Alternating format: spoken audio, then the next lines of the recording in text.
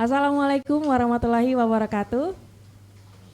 Selamat pagi Pradi semua. Saat ini Pradi sedang menyaksikan program Inovasi Tanpa Batas yang dihadirkan khusus sebagai sumber informasi mengenai apa saja yang sedang diupayakan oleh pemerintah kita saat ini dalam upaya menuju Kalimantan Utara yang terdepan. Saya Susan, inilah Respons Kaltara. Lalu live streaming kali ini juga masih dilakukan dari Studio Mini Biro Humas dan Protokol Setda Provinsi Kaltara yang ada di kantor gubernur dengan tetap menerapkan protokol kesehatan guna melawan penyebaran COVID-19. Dan yang belum bergabung di live streaming kita, mari kita bergabung di Facebook yang bisa ke Facebook @pemprov_kaltara, yang punya Instagram di @kaltaraprof atau langsung ke channel YouTube kita di @humaskaltara. Kemudian yang mau langsung bertanya silahkan ketik di kolom komentar ya. Pradi sekalian, harga komoditi perikanan terutama udang anjlok sejak awal pandemi COVID-19 melanda dunia termasuk di Indonesia dan tak terkecuali di Kalimantan Utara. Petambak pun menjerit dan keluhan ini sudah mengemuka sejak beberapa bulan terakhir. Oleh sebab itu, kali ini melalui Respons Kaltara, kita akan membahas sebenarnya apa yang menyebabkan harga komoditi perikanan anjlok dan bagaimana solusi untuk bisa mengembalikan harga jual ke pasar dengan harga yang wajar. Inilah Respons Kaltara kali ini, kembalikan nilai jual komoditi perikanan. Untuk membahasnya, hari ini agak spesial karena kita mengundang 4 narasumber. Saya perkenalkan satu persatu untuk Pradi semua. Yang pertama, Kepala Dinas Perindustrian Perdagangan Koperasi dan UKM Provinsi Kalimantan Utara, Dr. Andes Hartono, MSI. Selamat datang, Pak. Ya, selamat datang ya. Apa kabar, Pak? Kabar baik ya. Sudah siap, Pak ya? Alhamdulillah ya. Terima kasih sudah hadir untuk kali ini. Pak Hartono bergabung lagi dengan kita. Kemudian berikutnya, mewakili Kepala Dinas Kelautan dan Perikanan ada Bapak Idam Halid, Kabid Budidaya Perikanan Dinas Kelautan dan Perikanan Provinsi Kalimantan Utara. Selamat datang Pak. Selamat datang Pradi semua. Sehat ya. Pak ya? Alhamdulillah sehat. Sudah mendengar suara narasumber kita ya, ada 2 orang. Berikutnya bergabung melalui aplikasi, saya menyapa Bapak Yufrizal SE, Kepala Kantor Perwakilan Bank Indonesia Kalimantan Utara. Halo Pak. Assalamualaikum, selamat pagi semuanya. Selamat pagi Pak, terima kasih sudah bergabung kembali. Apa kabar Pak? Terima kasih, Alhamdulillah sehat. Sehat Pak ya, terima kasih. Aman Tarakan ya Pak ya? Alhamdulillah dihujur hujan terus. Ya, hujan berkat ini Pak, selamat pagi. Baik Pak, terima kasih. Pagi. Nanti kita akan kembali menyapa Pak Yufrizal ya. Kemudian ada Ketua DPD HNSI Provinsi Kalimantan Utara, Bapak Nur Hasan. Selamat datang Pak Nur. Selain narasumber kita, saya juga mau menyapa rekan-rekan media yang sudah bergabung di live streaming. Halo semua, terima kasih sudah bergabung. Dan nanti jangan lupa kalau ada pertanyaan langsung sampaikan di kolom komentar ya. Tidak lupa juga Pradi yang bergabung melalui radio. Ada di Pelita FM Tanjung Selor, Kaltara FM Tanjung Selor, Pesona FM Tanjung Palas, dan Radar Tarakan. Selamat mendengarkan semuanya. Dan sebelum membahas lebih jauh, kita langsung ke Pak Nur Hasan dulu nih. Kita mau mendengar keluh kesah dari perwakilan petani tambak. Ya, Pak Nur Hasan apakah sudah terhubung? Halo. Ya, akhirnya kita bisa mendengar suaranya Pak Nur Hasan ya. Sehat Pak? Ya, selamat pagi. Alhamdulillah sehat. Alhamdulillah. Pak, ini kita mau mendengarkan keluh kesah nih Pak. Apa yang mau disampaikan mumpung ada beberapa pihak yang sudah kita undang ya. Sebenarnya bagaimana yang dirasakan para petambak dan juga para nelayan dengan kondisi seperti sekarang ini dan harga wajar berapa sih yang diharapkan? Silakan langsung disampaikan Pak. Kalau nanti suara saya tidak terdengar mungkin bisa minta pengulangan Pak ya. Baik Pak Nur Hasan, saya berikan waktu, silakan. Terima kasih. Ya. Ya, terima kasih. Assalamualaikum warahmatullahi wabarakatuh. Salam. Salam sejahtera untuk kita semua. Selamat pagi. Yang saya hormati dari Kepala Dinas Desperindak Provinsi Kaltara dan juga Kepala Dinas DKP Provinsi Kaltara dan perwakilan BI dan juga seluruh para hadirin yang bisa mengikuti rapat pada hari ini ya, meeting pada hari ini. Jadi perlu kita pahami bersama bahwa Kaltara memang adalah salah satu komoditi utamanya masyarakat Kaltara adalah sektor perikanan. Sementara dengan luasan tambak yang hampir di 140 hektar, memang target utama kita adalah bagaimana kita bisa memaksimalkan produktivitas tambak dan juga bisa bersaing untuk mendapatkan harga yang terbaik di Kaltara. Jadi perlu diketahui bahwa harga udang ini terjadinya penurunan bukan baru-baru saja. Sebenarnya ini sudah terjadi sejak tahun 2017. Terus menurun sampai tahun 2020. Dan sejak tahun 2017 itu tidak pernah ada kenaikan harga udang. Jadi bukan baru saja saat pandemi COVID-19 terjadi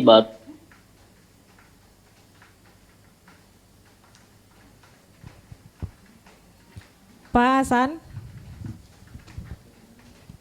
baru harga udang itu turun sampai di bulan 6 itu sudah terjadi penurunan.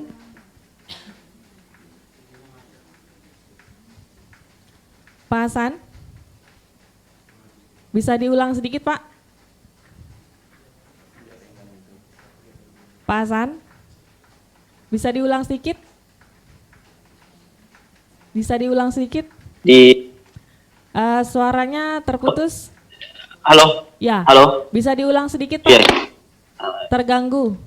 Jadi terjadi penurunan harga udang itu sejak tahun 2017. Jadi bukan baru-baru saja terjadi penurunan. Nah, tapi terjadinya COVID-19 tahun 2020 sampai ke bulan Januari sampai bulan 6 itu sudah terjadi penurunan 4 kali. Nah, inilah yang membuat masyarakat tambah gelisah. Ini yang perlu dipahami. Yang kedua, masyarakat sebenarnya meminta kejelasan. Harga udang ini penurunannya apakah hanya di Kalimantan Utara saja? Apakah di daerah lain juga penurunannya juga sama? Dan besaran penurunannya juga sama? Ini yang mereka tanyakan. Kita memahami bahwa masyarakat juga paham. Yang namanya pandemi, semua permintaan menurun, itu hal biasa. Dan jika ada penurunan pun mereka paham. Cuman yang mereka pertanyakan, teman-teman masyarakat petambak menanyakan, apakah sama penurunannya yang terjadi di Tarakan dengan di Balikpapan, dengan di Samarinda, dengan di Surabaya, dengan di Makassar, dan di Jakarta. Nah, inilah maksud kami di DKP ataupun di Sprindakop Provinsi, mungkin punya data di daerah-daerah yang memang juga penghasil budidaya udang windu, mempunyai catatan harga. Karena informasi yang beredar ada beberapa daerah yang lebih tinggi harganya daripada Kalimantan Utara, khususnya di Tarakan. Itu yang kedua. Yang ketiga, kenapa masyarakat menjadi gelisah terhadap penurunan harga?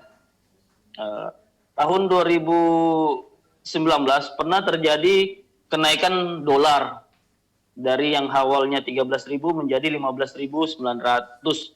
Tetapi yang terjadi bukannya harga, karena ini adalah komoditi ekspor yang notabene-nya pada saat dolar naik, harga juga cenderung akan naik, tetapi yang terjadi malah stagnan, bahkan ada kecenderungan penurunan harga pada tahun 2019 di pertengahan. Ini yang menjadi kegelisahan masyarakat.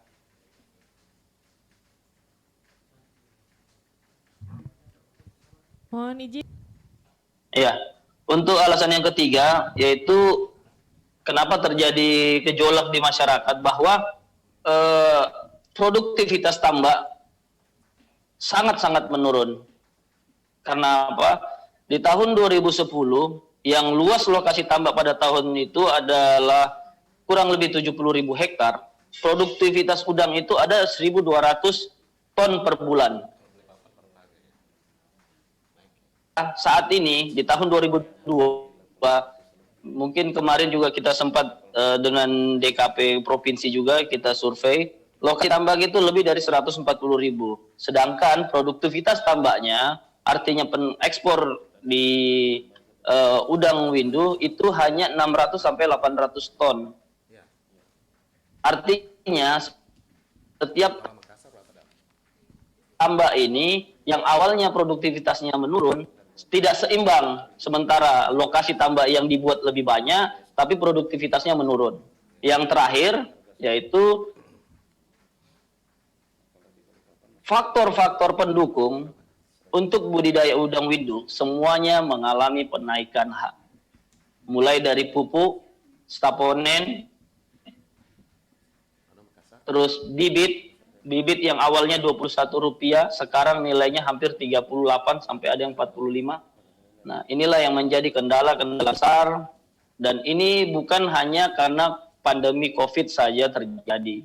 Jadi nanti kita bahas seperti apa langkah-langkah, dan kita akan mendengar dulu, kami dari masyarakat akan mendengar dulu penjelasan dari Dinas, DKP maupun Disrindakop, maupun kami mohon pandangannya dari Bang BI. Mungkin itu Ibu, terima kasih. Baik Pak Nur Hasan, terima kasih untuk penyampaiannya. Kita langsung ke Kepala Disprindakop dan UMKM dulu, ke Pak Artono, silakan untuk menanggapi pertanyaan atau mungkin ada hal-hal yang mau disampaikan terlebih dahulu.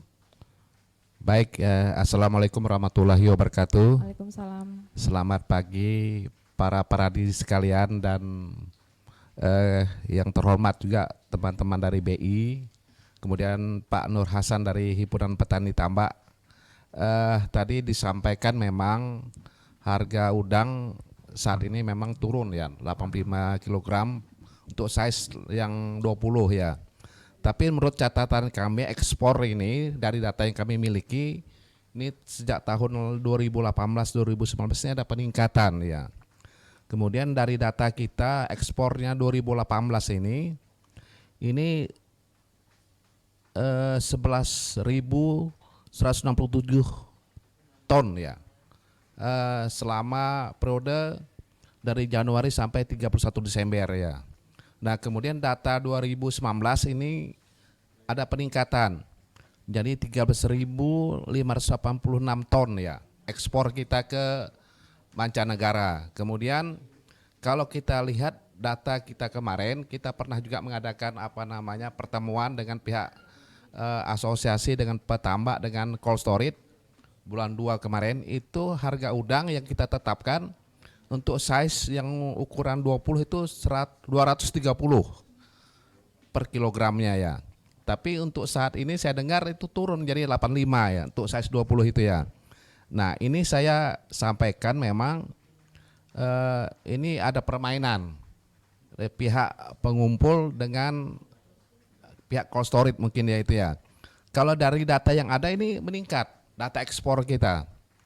Nah ini kita harapkan para ini perusahaan yang memiliki cold storage ini supaya jangan main-main dengan harga udang gitu ya.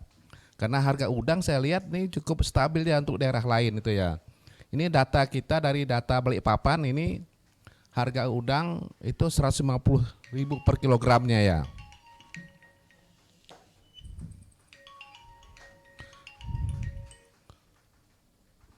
Nah kemudian kalau kita lihat memang harga udang ini tidak ada masalah selama COVID-19 ya. Ini dari data ekspor kita selalu meningkat. Nah mohon maaf saya pernah bertemu dengan pihak asosiasi di Tarakan. Ini memang ya pihak pengumpul ini dengan pihak cold storage mungkin main-main dengan harga itu. Saya harapkan janganlah begitu ya.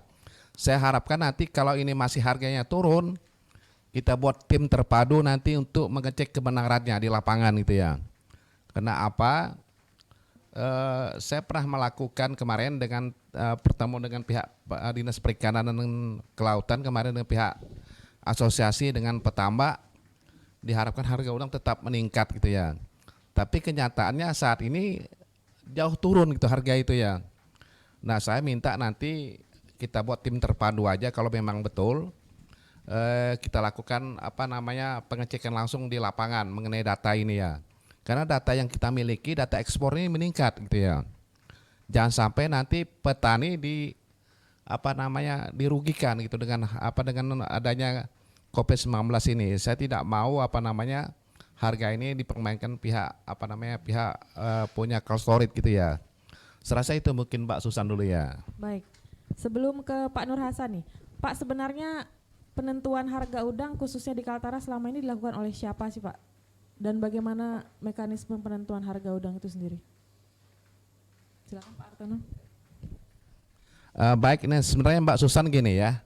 Sesuai dengan Perpres nomor 59 itu tahun 2020 tentang bahan pokok dan barang penting, memang ini disertai dengan Permendagri nomor 7 tahun 2020 tentang penetapan pembelian di tingkat petani dan harga penjualan dan di tingkat konsumen. Memang kita udang ini kita tidak banyak terlibat memang ya. Tapi memang kita selalu memantau itu hasil yang ditetapkan oleh pihak cold storage ya. Tapi hanya kita melihat bagaimana perkembangannya dan kemudian mereka juga harus melaporkan ke kita kalau memang ada harga itu penurunan maupun harga peningkatan kepada kita. Jadi harus melaporkan itu minimal setiap bulan itu ya perkembangan harga ini ya itu ya. Jadi selalu kita pantau itu namanya ya. Tapi saat ini tidak pernah mereka melaporkan ke kita mengenai harga penurunan harga udang maupun ada peningkatan gitu ya. Jadi nanti kita minta pihak cold storage untuk menyampaikan minimal setiap bulan lah atau 3 bulan sekali untuk menyampaikan laporan ini ya harga udang ini ya. Mungkin gitu Mbak Mbak Susan ya. Baik, terima kasih. Kita tanggapi dulu yang pertama ke Pak Nur Hasan. Pak Nur.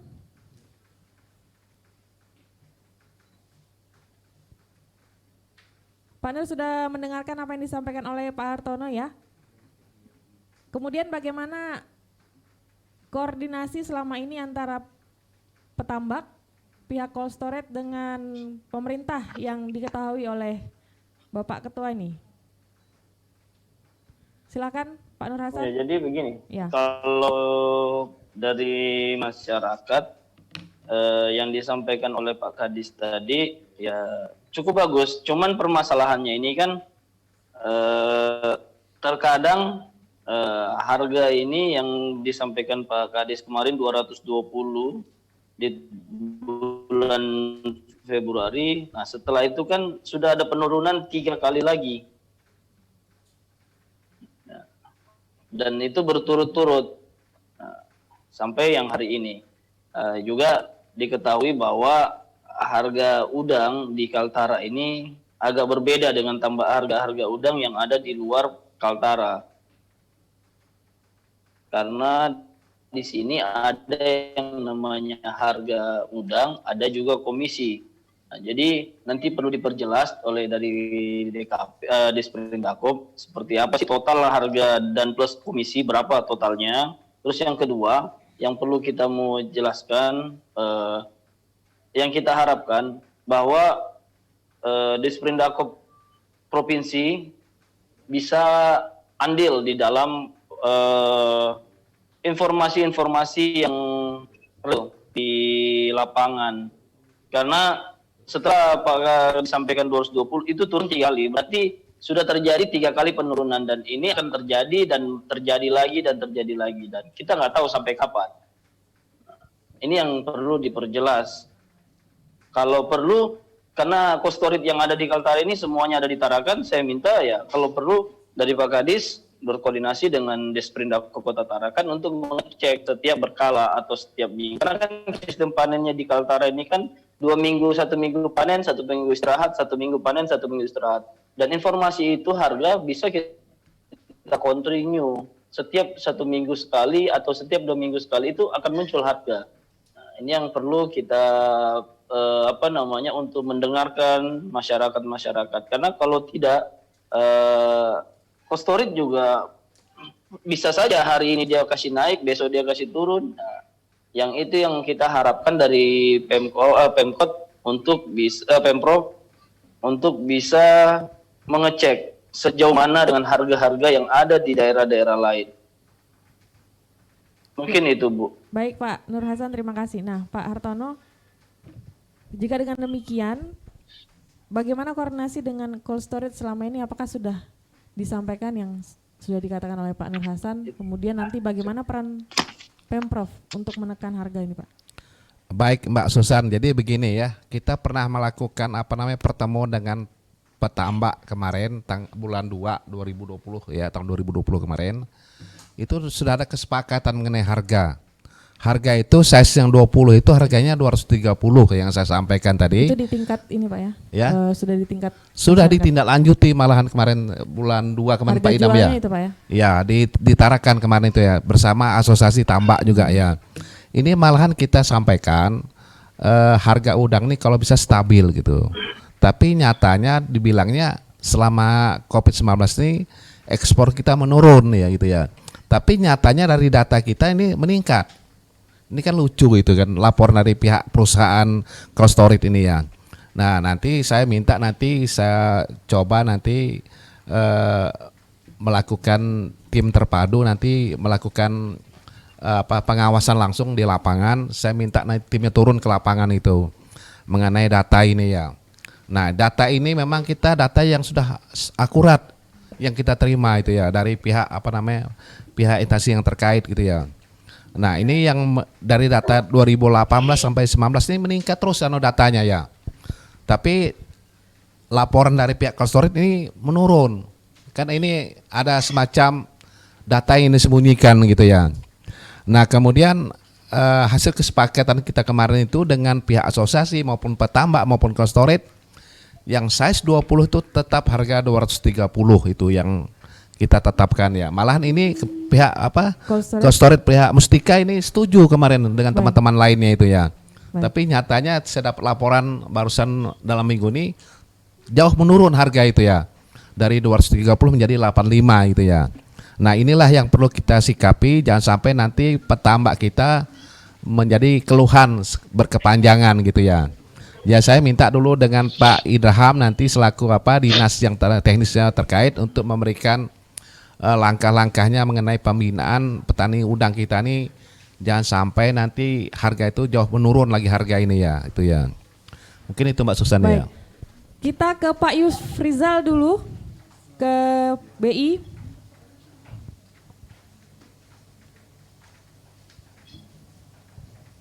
Siap, Bu Susan. Halo Pak.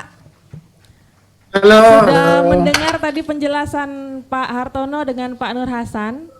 Kira-kira bagaimana analisa dari BI ini Pak? Secara hukum ekonomi makro, anjloknya harga udang seberapa pengaruh dengan ekonomi di Kaltara? Karena ada perbedaan sebenarnya data yang diterima oleh Pemprov dengan yang disampaikan kenyataan yang disampaikan oleh Pak Nur Hasan nih. Silakan Pak. Baik, Bu Susan, kalau diperkenankan kami sudah menyiapkan presentasi singkat. Siap. Supaya bisa dilihat juga gimana. Baik Pak, silakan. Baik. Nah, sebelum memulai izinkan kami menyapa teman-teman semua dengan sebuah pantun ya. Supaya semangat. Siap. Pagi hari memetik tomat, Sip. Kebun tomatnya di Pamusian. Saya sampaikan salam hormat untuk Bapak Ibu dan Pradi sekalian. Baik, kami ada sedikit slide ya. Tolong ditayangin. Baik, kami akan menyampaikan. Pertama, kalau lihat judulnya, lihat surat kami terima kan perikanan. Tapi memang kita sudah sepakat tadi fokus ke udang ya.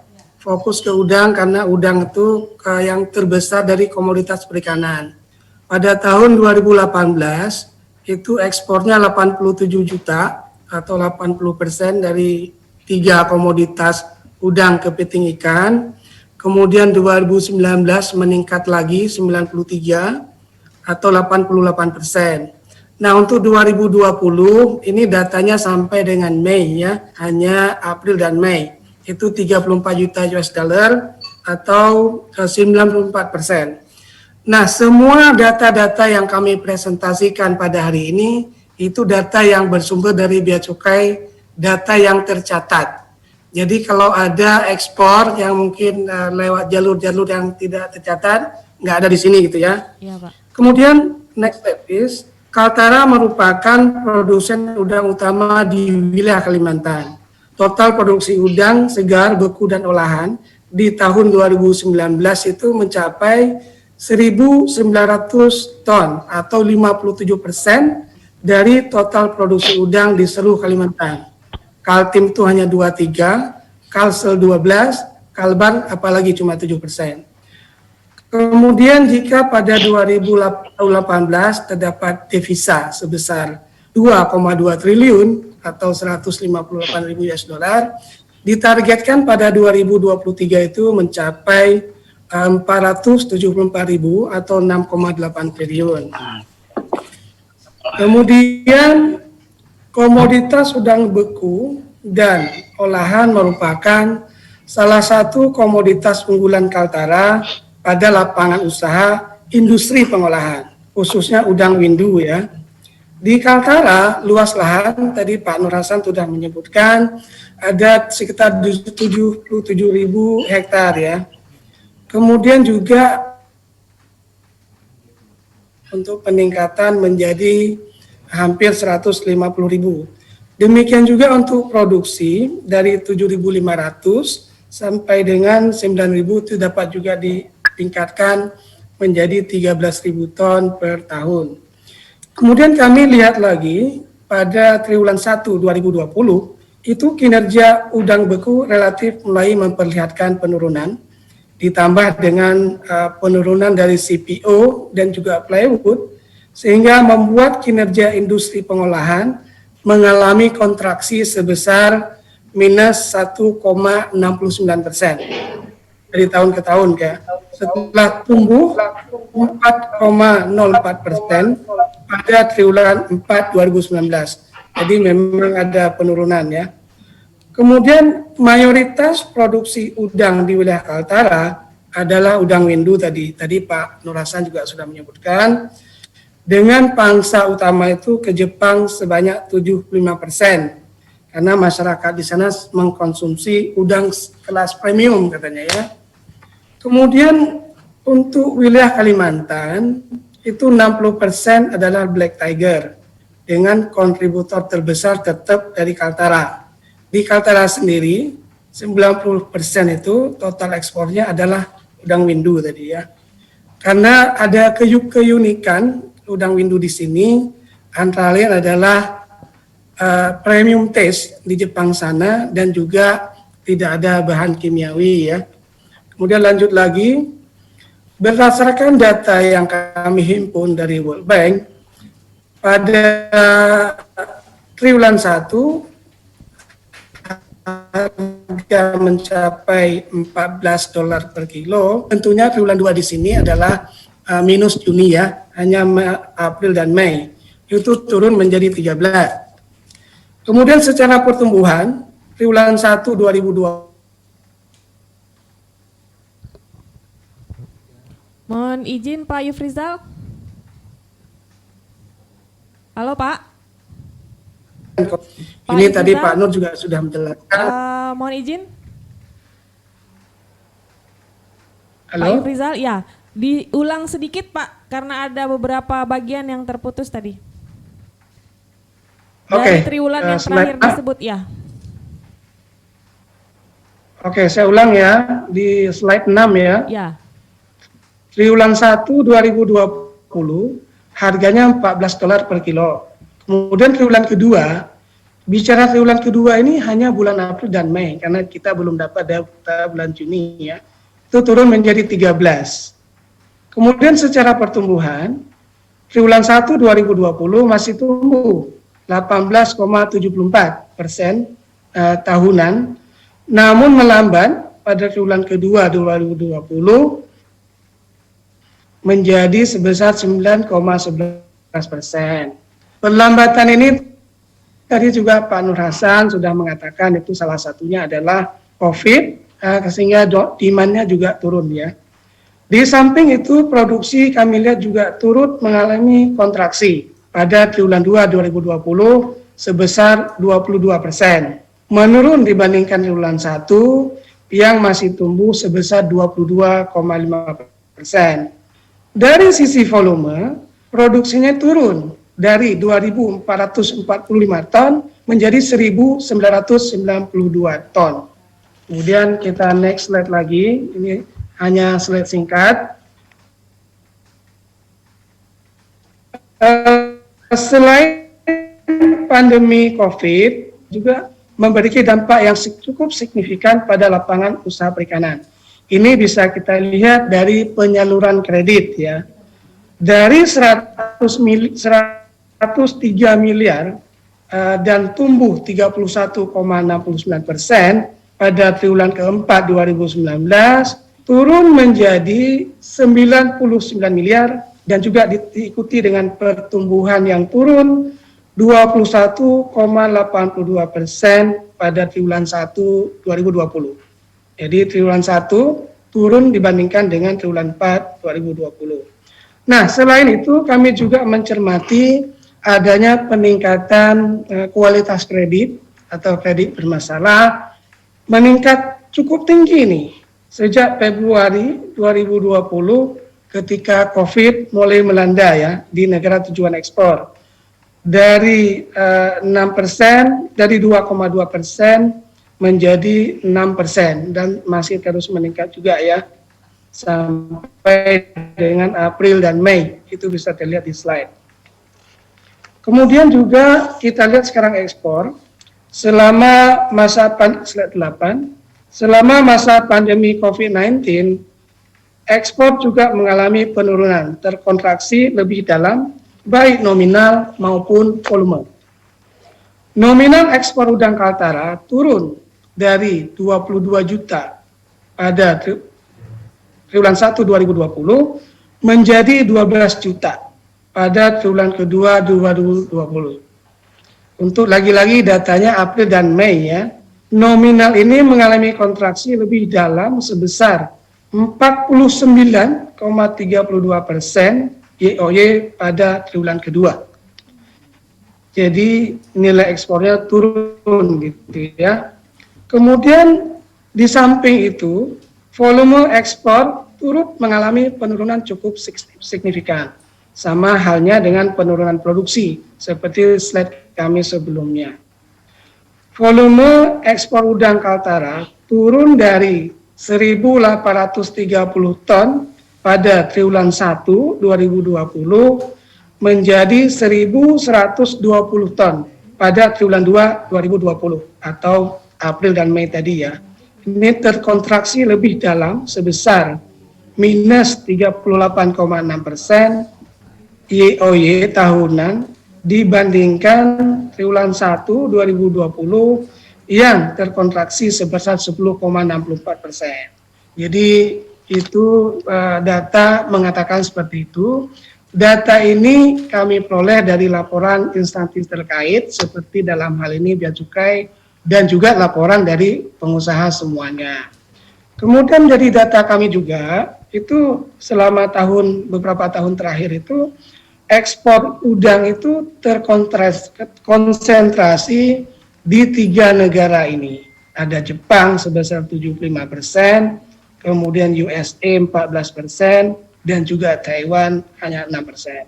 Jadi kami juga berharap mungkin ke depan itu ada ekspansi pasar ya, sehingga kalau pasar di Jepang, di Amerika atau Taiwan turun, kita sudah punya cadangan untuk mengekspor ke negara-negara lain, sehingga tadi volume ekspor secara keseluruhan mungkin bisa tertahan karena ada negara-negara pasar baru. Mungkin ini sebagai pengantar dulu dari kami, untuk kami dalam koridor-koridor yang bersifat makro. Kalau teknis-teknis di sini sudah banyak dinas teknis dan juga dari asosiasi usaha sendiri. Demikian Mbak Susan. Terima kasih. Baik, Pak Yufrizal, terima kasih. Artinya ekspansi pasar ya Pak Yufrizal ya. Sebelum kita ya, kami mengharapkan ya. itu. Baik Pak, sebelum kita melanjutkan lagi dengan Pak Yufrizal, kita akan break dulu sejenak. Jangan kemana-mana, tetap di Respons Kaltara.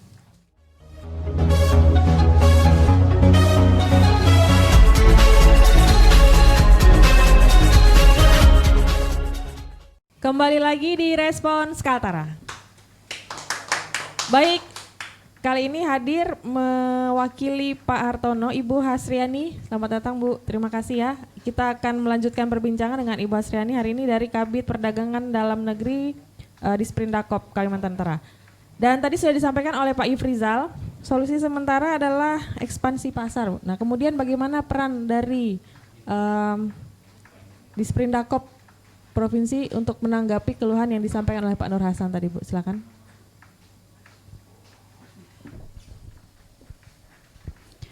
Ya, terima kasih. Saya langsung aja. Sebenarnya secara teknis nanti disampaikan oleh Pak Haji Idam ya, Dinas Perikanan. Ya, seperti yang disampaikan oleh Pak Hartono tadi, Pak Kadis, bahwa mereka telah melakukan pertemuan dengan pihak Cold Storage, perusahaan dan petani tambak di Tarakan. Sebenarnya gini Mbak, langkah yang dapat kita ambil untuk bisa menstabilkan harga. Sebenarnya juga kalau kita bicara menstabilkan harga juga tergantung dari permintaan ya, permintaan.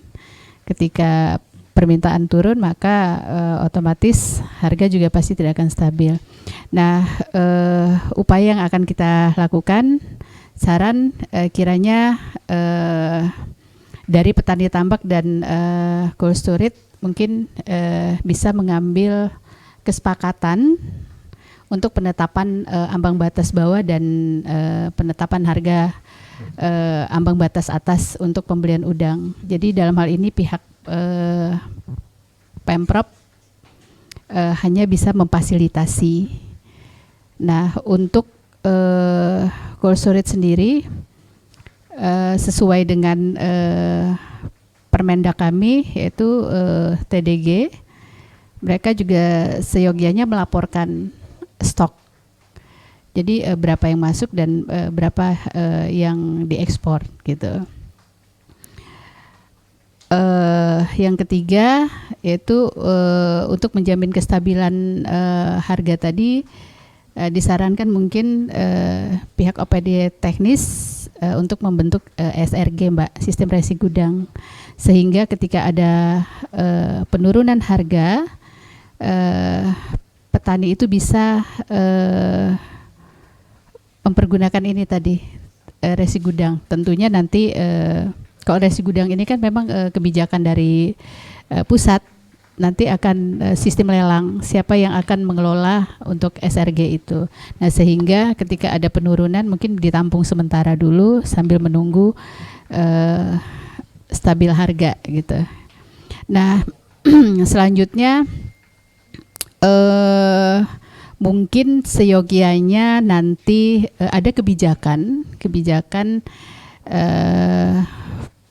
Pergub mungkin yang mengatur tentang mekanisme daripada harga dasar udang gitu.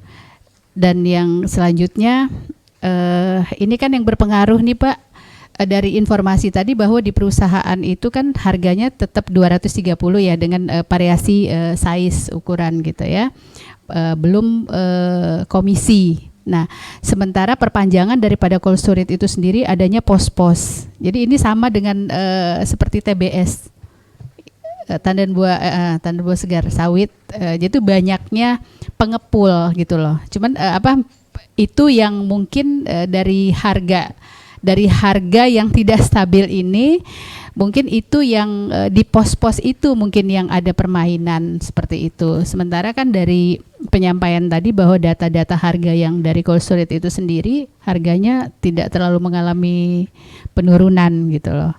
Nah, di pos-pos inilah kita sarankan nanti mungkin kami selaku Disprindakop dalam hal ini menyarankan untuk berbadan usaha mungkin pos-pos itu secara legal. Jadi ketika ada ketidaksesuaian yang dilakukan oleh mereka maka izinnya akan dicabut. Mungkin itu aja Mbak untuk bisa melindungi para petani tambak juga. Baik, terima kasih Bu Hasriani. Sebelum kita membahas lebih lanjut lagi, kita ke DKP dulu nih Pak, bagian produksi ini. Mungkin tanggapannya dulu untuk semua data yang sudah disampaikan tadi. memang ada penurunan ekspor dan seterusnya. Bagaimana Pak peran dari DKP? Silakan. Terima kasih. Selamat pagi menjelang siang. Assalamualaikum warahmatullahi wabarakatuh. Pradi semua. Saya mulai bicara sebaiknya dari hulunya dulu. Mungkin kita bicara potensi. Untuk luasan perairan Kaltara itu ada kalau kita bicara perikanan tangkap dan budidaya itu ada sekitar 776.000 hektar. Nah, untuk zona pemanfaatan nelayan sendiri ada sekitar 607.000. Jadi sedemikian besar, sekitar 78% itu perairan Kaltara mulai 0 mil sampai 12 mil berdasarkan Undang-Undang 23 2014 itu kewenangan provinsi, dan garis pantai sepanjang 3.500 km.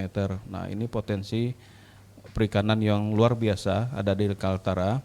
Kemudian mangrove, tempat hidupnya atau pengasuhannya ikan dan udang, kepiting, itu seluas 180.000 dan tambak 149.000, dan kawasan APL untuk areal pengelolaan yang bisa dikelola untuk pertambakan itu seluas sekitar 78.000 hektar. Nah, dari kesemuanya itu untuk produksi perikanan sendiri mulai dari perikanan tangkap tidak ada penurunan sejauh ini mulai 2018 dan 2019 itu data kami, bahkan ada kenaikan sekitar 6%. Demikian juga target kami yang dari 22.000 di 2018 meningkat jadi 23.000. Untuk produksinya sendiri sekitar 35 ribuan di 2019. Kemudian untuk mengerucut untuk tambak itu bahkan data kami mulai 2017 sampai 19 itu ada kenaikan 10%, 10,33% itu di level 14.300. Untuk udang windunya sendiri di 2018 itu 8.600-an, terus 2019 9.500-an, itu ada kenaikan 11,36%. Itu untuk produksi. Nah, jadi sebenarnya kalau dilihat dari sisi produksi, untuk peningkatan produktivitas memang peran kami di dalam program DKP itu adalah program kami itu adalah peningkatan produksi perikanan budidaya, khusus untuk yang budidaya. Jadi target kami terlampaui kalau untuk sisi produksinya. Nah, kemudian berkaitan dengan harga tadi, dalam teori perikanan tentu saja yang mempengaruhi komoditi itu harga itu berpengaruh terhadap terutama mutu. Nah, jadi peran kami secara teknis tentu saja menjaga atau menjamin mutu itu di level petambak atau pembudidaya tambak itu, mulai dari benihnya atau benur kalau udang sampai ke pasca panen. Nah, jadi upaya kita ada program-program yang kita masukkan, mulai dari CBIB atau cara budidaya ikan yang baik, terus ada cara penanganan ikan yang baik. Karena ini untuk penanganan sendiri kalau kami perhatikan di kalangan petambak itu ya kadang untuk seperti ikan saja banyak kulit yang terlepas, misalkan begitu. Itu tentu saja mempengaruhi harga. Nah, itu yang akan diseleksi di level pos-pos atau cold storage. Nah, itu seperti yang kami dapatkan pada saat pertemuan di bulan Februari tadi yang seperti disampaikan Pak Kadis Perdagangan Pak Hartono di awal tadi, bahwa pihak cold storage itu memberikan data tadi disampaikan ya di posisi bulan 2 itu 230.000 itu belum komisi. Mereka jamin kalau petambak menjual langsung ke cold storage ditambah komisinya. Kalau mutunya baik, misalkan malam ini panen, besok langsung dijual ke cold storage, ditambah lagi. Jadi itu bahkan menyentuh di level 280-an ribu harga kalau langsung ke cold storage. Hanya saja di Kaltara ini khususnya ada peran pos-pos yang penampung ini udang, ikan dan udang itu tidak bisa kita abaikan juga, karena mereka ada peran tersendiri sebagai perpanjangan tangan cold storage, karena ada juga cold storage itu yang memiliki pos-pos itu penampungan, dan sifat tambak juga bergantung dengan mereka, karena biasanya benur itu dibelikan oleh pos-pos dulu, diutangnya dulu. Begitu juga dengan BBM-nya. Jadi ini berkaitan dengan input atau biaya produksi. Nah, sementara biaya produksi yang seperti Pak Ketua HNSI tadi Pak Nur Hasan sampaikan, ada peningkatan dari harga benur yang tadinya di 25-an, memang sekarang ada sampai 35 harga benur itu sendiri. Nah, kemudian harga saponin, pupuk. Nah, ini berkaitan juga dengan biaya transport. Nah, kalau saya masuk ke ke pasar, tentu saja harga ini juga berpengaruh terhadap demand tadi ya, permintaan. Jadi produksi kami walaupun itu meningkat, ketika di masa COVID ini ada penurunan permintaan, karena begini Mbak, untuk negara buyer, tujuan ekspor kita itu seperti 70% itu ke Jepang, seperti disampaikan kali ke Kepala BI, 70-75% itu ke Jepang, sisanya ke USA dan Uni Eropa. Kemudian itu berpengaruh juga terhadap paritas lain untuk udang, khususnya Paname. Nah, saat ini mulai 2014-2015 itu tren itu bergeser. Jadi 42% itu dari catatan kami dari direktorat ini penguatan daya saing di KKP, 42% itu Paname. Jadi pasar ini untuk udang dikuasai oleh Paname.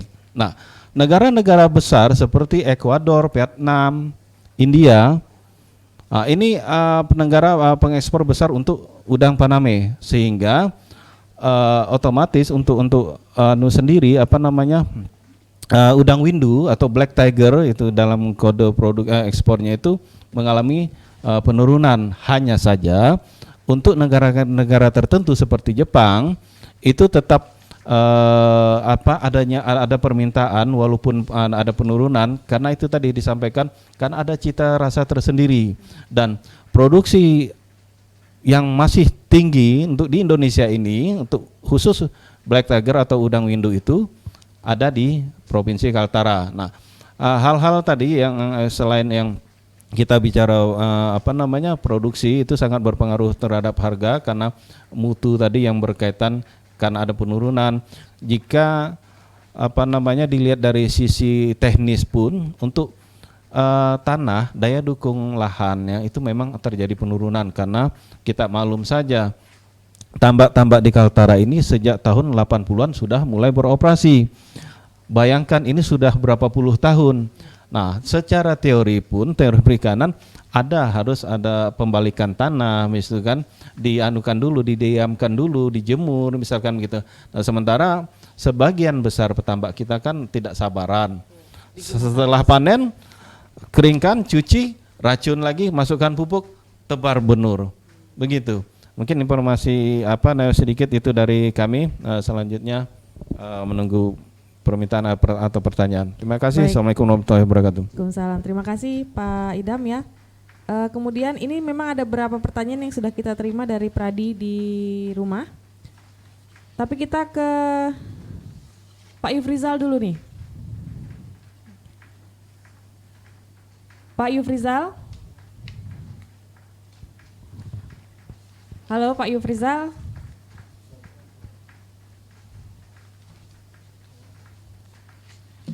Pak Yufrizal. Mohon izin. Halo, Pak. halo. Ya, mohon Tadinya izin. di Pak. unmute.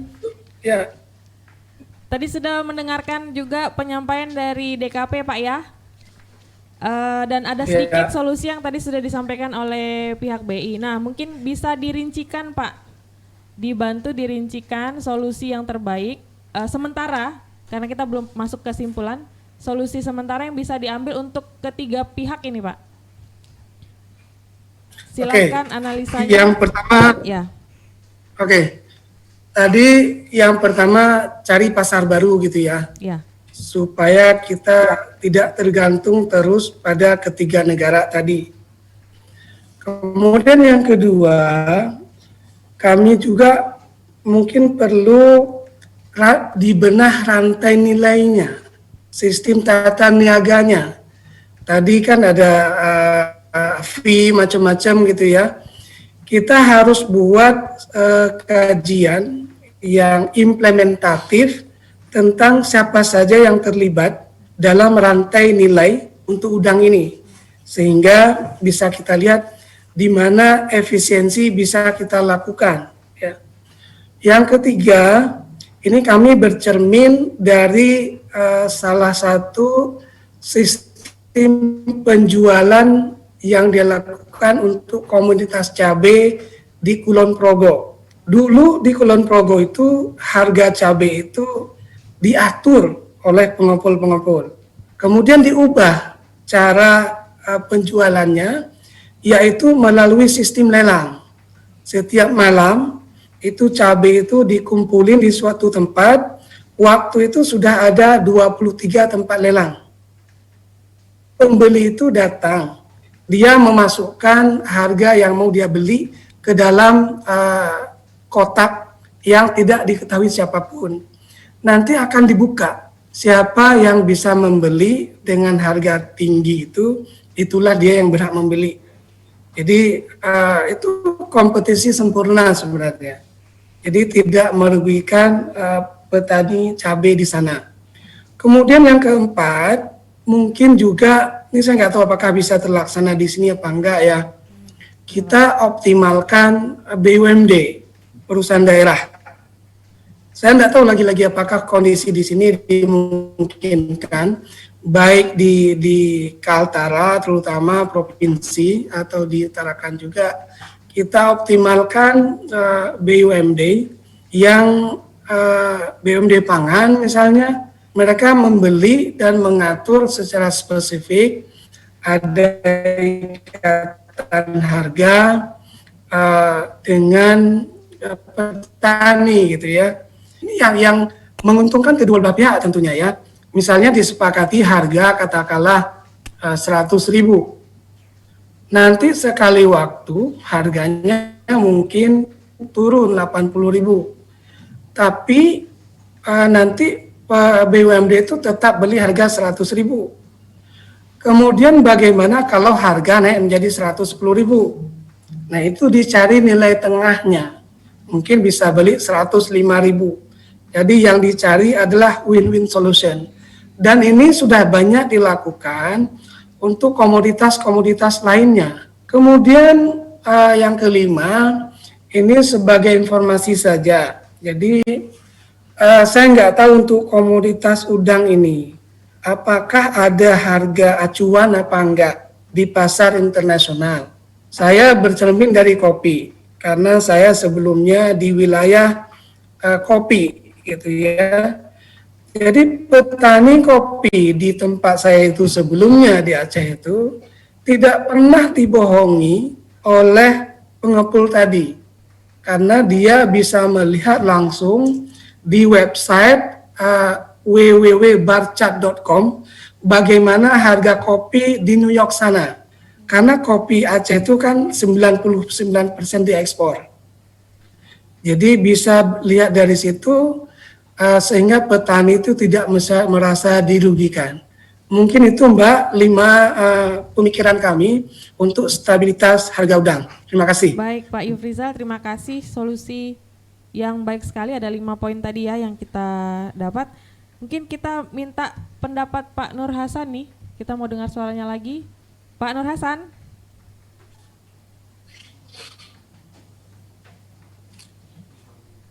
Pak Nur Hasan, apakah masih bergabung?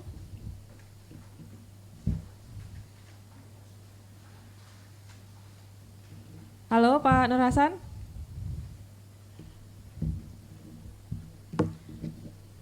Baik, kalau masih susah sambungannya, kita mau membacakan pertanyaan yang sudah kita terima. Oh ya, siap. Pak Nur Hasan? Halo? Terima kasih. Ya, Pak. silakan. Pak, tadi sudah mendengar beberapa hal yang disampaikan oleh 3 pihak, Pak ya? Iya. Sudah. Jadi mungkin dari Sprindakop, mungkin kita informasikan saja bahwa harga yang diberikan post-storage itu penurunannya itu bukan di level pos, penurunan itu di level post-storage, karena post-storage yang mempunyai tabel harga, bukan pos. Itu yang pertama. Jadi penurunan dalam 3 bulan ini terjadi 3 penurunan, itu yang menurunkan bukan pos. Yang menurunkan adalah pabrik. Tercatat, bisa dicek. Maksud kami seharusnya Sprindakop sebelum pertemuan ini sudah mengambil data dulu dari pos-posan pabrik-pabrik apakah memang betul ada penurunan harga. Itu yang pertama. Yang kedua, untuk dari DKP, terima kasih Kabit Budidaya. Cuma mungkin begini Pak, yang perlu kita kembali lagi data kita bahwa peningkatan produksi Kaltara yang naik dari 2018 ke 2019 itu 11%, itu sebenarnya kalau dari produktivitas tambaknya sebenarnya tidak menaik. Karena apa? Jumlah tambak yang dibangun atau yang dibuat itu juga seimbang. Artinya kenaikan lokasi tambak juga lebih besar daripada produktivitas tambak itu sendiri. Kita sudah prediksi kemarin, kenaikan itu hampir 20% dari total wilayah Kaltara per tahun. Artinya ada penurunan selisih antara 11% dengan 20% lokasi tambak yang dibangun. Nah, ini yang perlu mungkin dari DKP, kalau menurut kami, fokus adalah bagaimana meningkatkan produktivitasnya. Langkah konkretnya seperti apa? Bagaimana bibit itu bisa terkontrol? Yang masuk di Kaltara ini apakah betul-betul sudah keluar sertifikatnya tentang lolos dari penyakit? Adakah dia black spot, white spot, atau EMS? Itu kan semua harus terkontrol. Itu yang pertama. Yang kedua, masalah CBID, saya juga jujur, kita tambak di Kaltara sama tambak-tambak yang ada di luar Kaltara sangat berbeda secara luasan. Di Jawa, mungkin di tempatnya Pak Yusrizal juga, di Aceh juga ada tambak. Tapi luasan-luasan di tambak, di Jawa, di Sumatera maupun di Sulawesi, itu luasan tambak paling besar, itu hanya 1 hektar.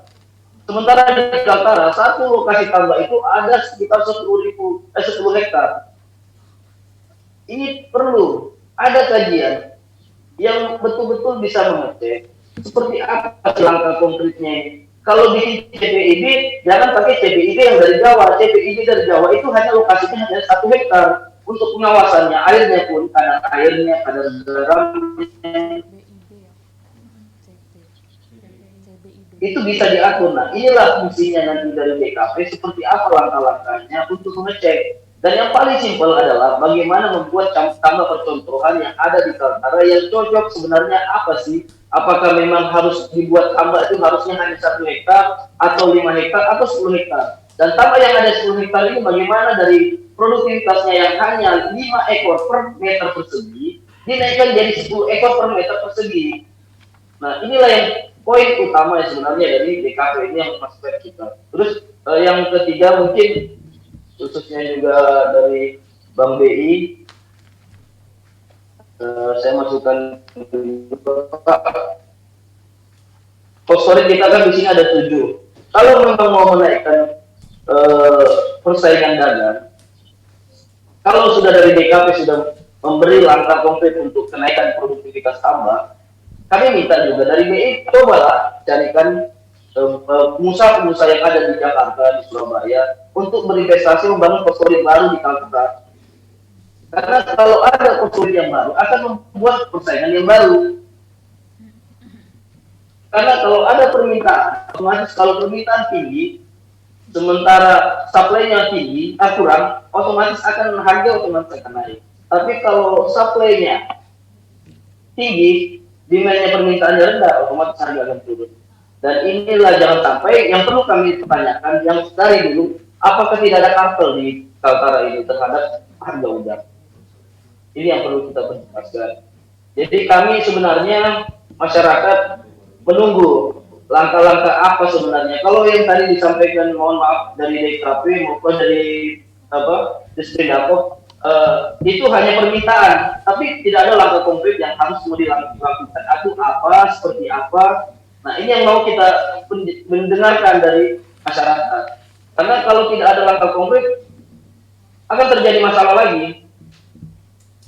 Siapa yang menentukan harga? Oke, masyarakat dan poskorid seperti apa langkah-langkahnya?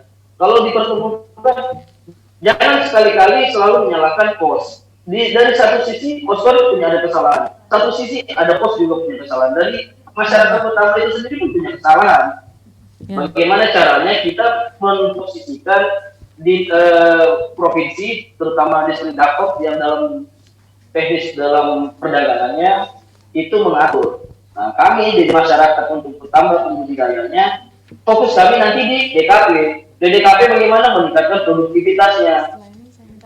Nah, itu yang kita melakukan. Dan Bang BI bisa mengontrol. Kalau memang kondisi ini, kalau ini perlu ditambah poskorid, ya coba carikan buyer untuk bisa dibikin poskorid. Selain yang disampaikan oleh Pak Rizal tadi, bahwa akan dijadikan cari market lain. Nah, kalau marketnya lain, tapi orangnya juga dasarnya memang udah mau kasih naik harga, ya sama aja menurut kami, Pak. Mungkin itu, Pak. Terima kasih Bu. Baik, terima kasih Pak Nur Hasan. Nah, ini yang saya suka ya, semangatnya nih tersalurkan kemari walaupun kita jauh, Pak. Terima kasih. Saya langsung minta tanggapan dari Bu Hasriani dari Disperindakob. Iya, terima kasih. Pak Nur Hasan, saya baru ngelihat tabel. Memang ada penurunan harga ya. Yang saya sampaikan tadi di bulan Februari 230 di luar komisi. 3 bulan terakhir yang Pak Nur Hasan sampaikan sudah ada 2 kali penurunan. Mungkin sebaiknya begini Pak Nur Hasan, karena persoalan ini juga setahu saya udah berkali-kali ya, bahkan juga Pemkot Tarakan dalam hal ini. Dan hari ini tadi malam saya telepon Pak Kadis Perdagangan. Hari ini katanya mereka juga ada pertemuan, ada rapat. Nah, mungkin untuk langkah yang dapat kita ambil, kembali lagi saya sampaikan, mungkin memfasilitasi Pak Nur Hasan antara petani tambak, yaitu dalam hal ini ada asosiasinya ya, dengan pihak cold storage, supaya ada kesepakatan penetapan ambang batas terendah bawah, sehingga ketika harga ada penurunan harga, maka ada batas terendah yang tidak merugikan para petani tambak. Mungkin kesepakatan yang harus kita ini Pak Nur Hasan kepada cold storage. Jadi yang kedua, yang itu saya sampaikan tadi bahwa mungkin ke depan nanti kita bersama-sama kita kaji dari OPD teknis dalam hal ini perikanan dengan instansi terkait lainnya untuk jika memungkinkan membuat satu kebijakan pergub yang mengatur tentang mekanisme harga dasar udang, sehingga kedua belah pihak baik dari petani maupun pihak cold storage dalam hal ini sama-sama diuntungkan. Dan yang ketiga, kami akan mencoba nanti bersama perdagangan kota untuk melihat dari sisi tertib niaga, izin daripada pos pos yang ada gitu, sehingga mereka bisa secara legal juga. Artinya dalam hal ini yang disampaikan oleh Pak Haji Idam tadi, bahwa sebenarnya cold storage juga membutuhkan pos-pos itu gitu, perpanjangan tangan. Mungkin pihak cold storage itu sudah punya kontrak ya dengan negara yang lain untuk continue, sehingga memberdayakan pos-pos yang tadi. Nah, ke depan mungkin ini yang bisa saya sarankan juga tadi, ada mungkin SRG yang itu tadi untuk membantu para petani ketika ada penurunan harga, mungkin di SRG itu dulu dimasukkan di situ Yang dulu. membentuk Iya. SRG nanti siapa, Bu? Itu kewenangan pusat. Ya, dia sistem lelang yang seperti yang disampaikan Pak itu juga tadi. Nanti dari provinsi. Iya, pengelolaannya nanti sistem lelang. Pengelolaannya siapa yang mengelola nanti lelang nanti. Tapi untuk SRG itu dari Bapekti. Ya. Mungkin itu aja, nanti bisa ditambahkan lagi oleh Pak Haji Idam. Silakan. Mungkin itu aja dari kami, Pak. Makasih. Silakan Pak Idam. Terima kasih. Menanggapi atau menyambung yang disampaikan oleh Pak Nur Hasan tadi, tentu saja kami tidak lepas dari yang berkaitan dengan peningkatan produktivitas. Seperti sebagaimana yang saya sampaikan, ada beberapa program kami dalam rangka menjaga mutu yang berkaitan akhirnya dengan harga pasar yang berlaku, mulai dari CBB itu tadi. Saya gambarkan bahwa itu kegiatan rutin tahunan kami, cara budidaya ikan yang baik itu untuk di wilayah Kaltara sendiri, khusus untuk petambak kita. Nah, itu disertifikasi. Jadi seperti yang tahun lalu itu sudah kami keluarkan sebanyak 60 sertifikat pembudidaya yang sudah disertifikasi CBIB. Dan tahun ini kami targetkan 30 lagi untuk diterbitkan CBIB-nya. Itu untuk sebagai pembinaan atau edukasi juga kepada petambak bagaimana cara budidaya ikan yang mengikuti anjuran. Kemudian ada namanya monitoring residu. Itu untuk residu obat ikan, terus bahan kimia, tapi di sini di Kaltara tidak ada yang menggunakan bahan-bahan kimia karena sebagian besar tambak kita pengelolaannya secara tradisional. Nah, itu tadi yang seperti Pak Nur Hasan sampaikan, memang kenyataannya seperti itu.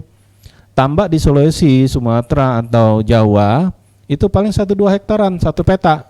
Nah, kita paling kecil 10 hektar. Nah, kalau boleh dibilang secara orang awam menganggap bahwa itu semacam ada penguasaan lahan saja. Tapi secara teknis itu untuk budidaya seperti itu pemborosan. Kenapa?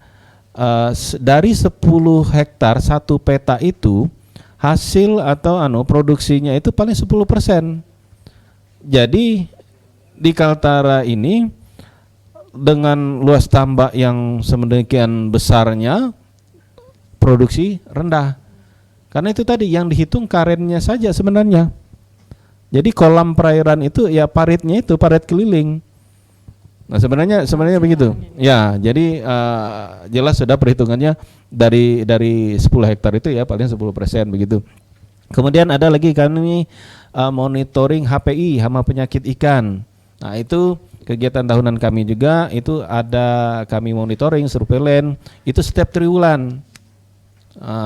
Dan ini juga sebagai perpanjangan tangan kami dari pusat, program dari KKP juga, karena ada permintaan negara-negara buyer seperti Uni Eropa, USA, yang bahkan kedepannya akan diterapkan bahwa udang yang diekspor atau hasil kita itu udang yang mereka beli, komoditi yang mereka beli itu harus jelas asalnya. Jadi harus berasal dari lahan yang kalau kita bilang di sini APL, areal penggunaan lain itu yang bebas, bukan dengan kata lain bukan dari hutan lindung atau hutan produksi. Nah, Uni Eropa sudah menerapkan itu, bahkan mereka minta rekomendasi oleh WWF. Nah, kami menyambut baik itu, tentu saja kami sambut lagi dengan program ada namanya itu kegiatan kami prasehatkan, prasertifikasi hak atas lahan tambak pembudidaya ikan. Jadi itu di 2019 kami daftarkan, kami identifikasi dan inventarisasi dari petambak di Bulungan dan Tarakan itu sebanyak 1.516 bidang. Nah, selesai tugas kami untuk prasertifikasinya, lalu data itu kami sampaikan ke pihak BPN yang lebih berwenang untuk mengeluarkan sertifikat dimaksud. Kemudian lagi untuk menjaga mutu ini ada SKP, sertifikat kelayakan untuk pengolahan. Nah, ini kami berikan ke UP. Kalau kami bilang itu unit pengolahan ikan itu ialah cold storage. Nah, cold storage saja.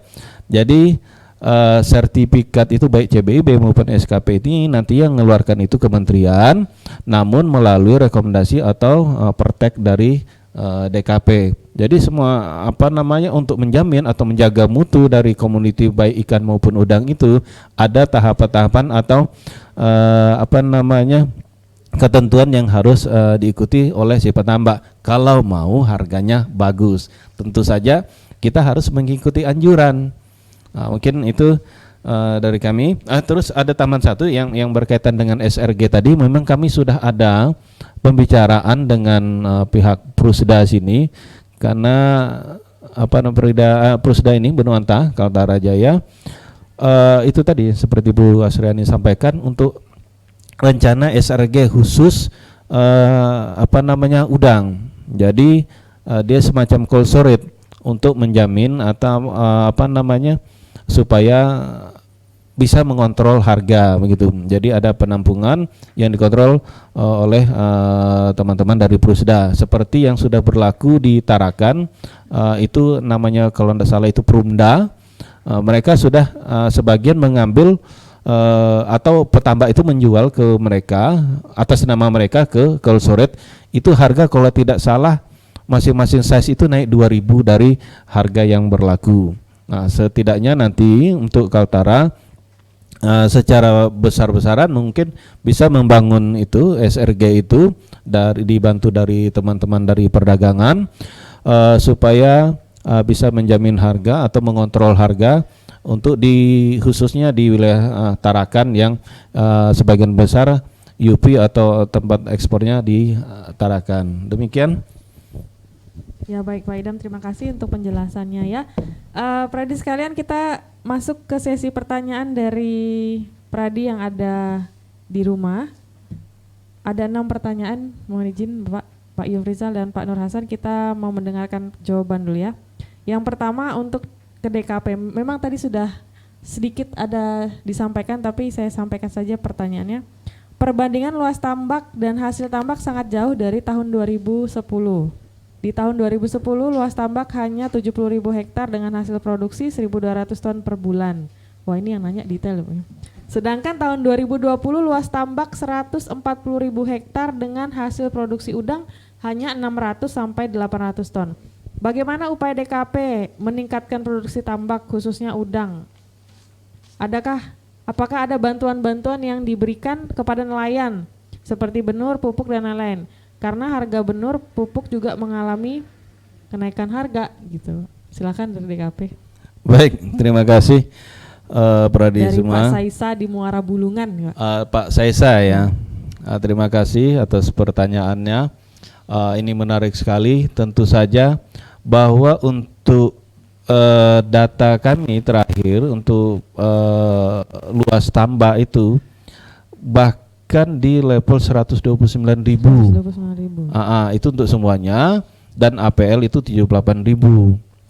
Nah, terus untuk produksi Ini di 2019 saja sudah 9.591 sekian. Itu untuk produksi khusus udang. Nah, kalau ikan atau semuanya itu 14.000. Jadi untuk produksi sendiri saya pikir ini ada peningkatan dari tahun sebelumnya, karena kalau untuk udang di 2018 itu 8.600. Nah, kami belum menghitung di 2020 ini karena masih diolah datanya di mulai Januari sampai Mei itu. Jadi yang kami sampaikan ini data 2018 dan 2019 itu di level 9.000-an, 9.500.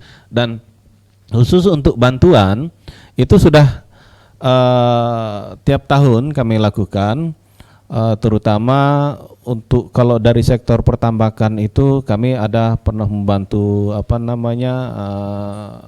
pupuk ya gitu, terus saponin.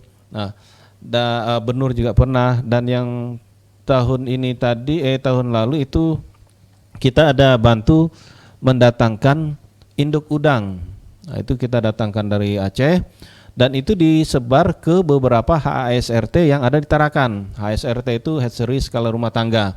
Nah, ini upaya-upaya yang kami lakukan, setidaknya ada paritas baru dari asal dari Aceh ini tadi, karena selama ini benur yang mereka beli dari Surabaya itu keluhan mereka PL-nya terlalu rendah. Yang secara teori mungkin di level PL 11, 12, ini mereka terima di PL 6, 7 gitu. Itu terlalu kecil. Itu ya seperti rambut itu. Nah, kemudian dicampur. Nah, kami dapat informasi seperti itu. Dan itu tentu saja itu berpengaruh terhadap produktivitas tambak itu sendiri, kemudian dengan harga itu. Nah, kami mengantisipasi itu, kami datangkanlah berapa ratus ekor induk udang dari Aceh untuk dipijahkan supaya beberapa nanti yang akan disebar kepada beberapa petambak yang ada karena petambak ini kan ditarakan semua tinggalnya. Wilayah lokasinya saja yang ada di Bulungan, KTT, dan sebagian wilayah Semakung, Nunukan. Jadi sudah ada bantuan, Nener juga begitu untuk yang polikultur, karena ada sebagian besar juga petambak kita itu sistem budidayanya polikultur, maksudnya itu udang dengan bandeng. Jadi Nener pun kita sudah ada bantuan sekitar 2 juta ekor di tahun lalu dan tahun ini begitu juga. Intinya untuk mendapatkan bantuan itu bagaimana, Pak? Secara teknis bantuan itu harus berkelompok. Berkelompok ya. Nah, dan untuk diketahui oleh Pradi. Harus berkelompok, syaratnya itu. Kemudian melaporkan begitu ya? Oh iya. Ke DKP. Ya, karena nanti itu melalui teman-teman penyuluh kita yang ada di lapangan. Baik. Karena nanti untuk pembentukan kelompok itu sendiri, ini sebenarnya peran dia di penyuluh dan dibantu oleh teman-teman DKP Kabupaten Kota. Baik, itu untuk diketahui oleh Pak Saya. Terima kasih untuk pertanyaannya, semoga dapat dipahami.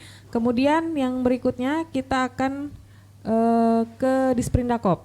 Sepanjang tahun 2020 harga udang sudah mengalami penurunan 3 hingga 4 kali.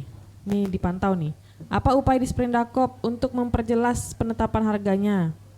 Regulasinya perlu dibuat enggak supaya ada standar harga udang dari nelayan ke pihak pengekspor? Siapa yang membuat regulasi? Terus rincian penetapan harga udangnya bagaimana dari Haji Sani? Silakan.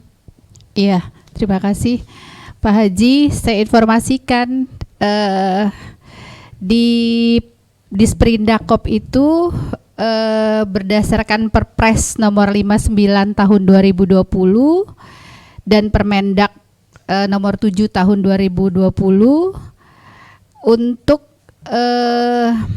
penetapan harga udang itu tidak diatur oleh Disperindak. Baik, tidak ya, untuk mengatur mekanisme tentang penetapan harga udang tersebut. Namun yang saya sampaikan tadi mungkin perlu ada kajian yang lebih khusus nanti, mungkin ada tim dengan OPD terkait, dalam hal ini Dinas Perikanan bersama-sama nanti mungkin perlu adanya sebuah kebijakan atau pergub yang bisa mengatur tentang mekanisme harga dasar udang tersebut. Nah, yang disampaikan tadi bahwa apa saja yang menjadi indikator dalam penetapan itu nanti ya mungkin bersama-sama OPD terkait nanti teknis. Karena untuk Disprindakop sendiri dalam hal ini tidak ada aturan atau permennya yang mengatur tentang bahwa ini menjadi kewenangan oleh perdagangan. Tapi perlu dibuatkan regulasi. Ya, kita akan coba nanti karena saya melihat bahwa di Sumsel itu ada pergub yang mengatur tentang HDU tadi. Jadi mungkin nanti bisa itu menjadi referensi bagi kita khususnya untuk di Provinsi Kalimantan Utara untuk bisa mengatur tentang mekanisme itu khusus untuk di wilayah Kalimantan Utara. Baik, itu yang saya tangkap. Ada tambahan, Bu? Sudah? Iya, itu aja Mbak. Baik, terima kasih. Dan pertanyaan berikutnya, ada yang bertanya nih, ini sistem resi udang itu apa sih? Ini Ibu lagi resi udang. Resi, iya. Resi, sistem resi gudang. Oh, gudang. Iya, gudang, semacam cold storage juga. Khusus untuk udang. Bagaimana sistemnya? Kan SRG itu bukan hanya udang, untuk sistem resi gudang ini bukan hanya udang tapi rumput laut juga ada di Nunukan. Dan ini yang akan nanti dari perikanan kita hanya membantu nanti bagaimana dari Bapekti nanti yang ini nanti kan sudah disampaikan tadi ya dari Pak Haji Idam bahwa di mereka akan membentuk itu ya, akan membentuk SRG khusus untuk udang, itu untuk membantu kestabilan, mungkin tidak terlalu merugikan petani tambak. Jadi ketika ada ketidakstabilan atau penurunan mungkin bisa ditampung dulu. Ya semacam cold storage ya, cold storage juga ya. Baik, itu sudah menjawab pertanyaannya ya.